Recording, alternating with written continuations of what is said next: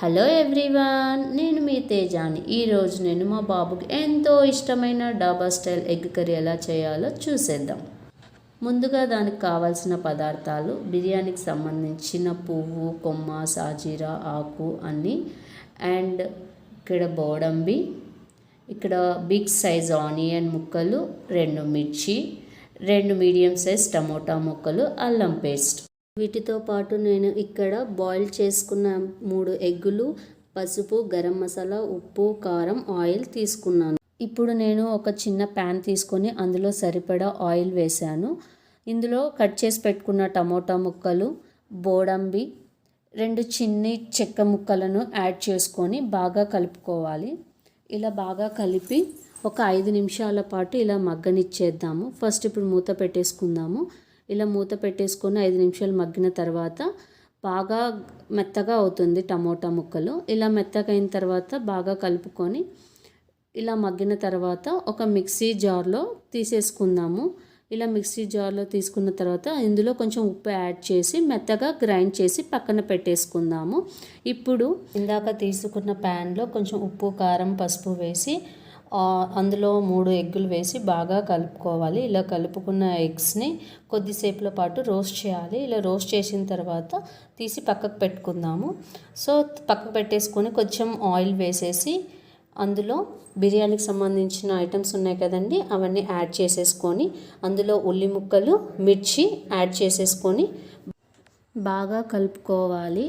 Onions, మిర్చి బాగా roast చేయాలి. ఇలా ఆనియన్స్ అనేవి రెడ్డిష్ బ్రౌన్ కలర్ వచ్చే వరకు కలుపుకున్న తర్వాత అందులో అల్లం పేస్ట్ అనేది యాడ్ చేయాలి. తర్వాత మనం గ్రైండ్ చేసి పెట్టుకున్న పేస్ట్ ఉంది కదండి, అది యాడ్ చేసి ఆయిల్లో కొద్దిసేపు బాగా మగ్గనివ్వాలి. ఇలా కలుపుతూ ఉండాలి. ఇలా మగ్గిన తర్వాత అందులో కొద్దిగా పసుపు, కొద్దిగా గరం మసాలా, కొద్దిగా కారం మనకు సరిపడినంత వేసుకొని బాగా కలుపుకోవాలి. ఇలా కలుపుకున్న పేస్ట్ని కొద్దిసేపులో అలా ఉంచాలి.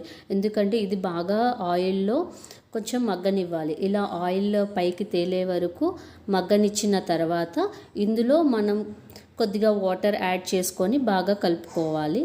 మీకు సరిపడినంత వాటర్ అన్నీ యాడ్ చేసుకున్న తర్వాత బాగా కలుపుకోవాలి. మనము ఇలా ఆయిల్ అండ్ వాటర్ అంతా మిక్స్ అయ్యేంత వరకు కలుపుకున్న తర్వాత ఇలా కర్రీ అనేది ఇలా కొంచెం పైన నురుగులాగా ఆ నురుగును మనం తీసేయాలి. అలా తీసేయడం వల్ల ఏంటి అంటే ఫ్లేవర్ అనేది బాగుంటుంది అనమాట, కర్రీ ఫ్లేవరు. సో ఇలా బాగా కలుపుకున్న తర్వాత ఇందాక మనం 3 ఎగ్స్ తీసుకున్నాం కదండి, ఆ ఎగ్స్ని కర్రీలో యాడ్ చేసుకోవాలి.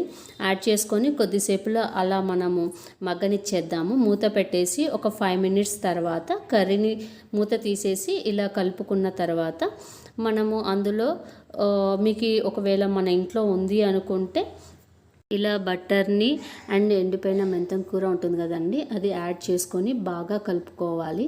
ఇలా బాగా కొద్దిసేపులో ఆయిల్లో మగ్గిన తర్వాత మనం కలుపుకొని స్టవ్ ఆఫ్ చేసేసి పక్కన పెట్టేసుకుందాము. సో మీకు గనక ఈ వీడియో నచ్చినట్లయితే లైక్ చేయండి, షేర్ చేయండి, సబ్స్క్రైబ్ చేయండి.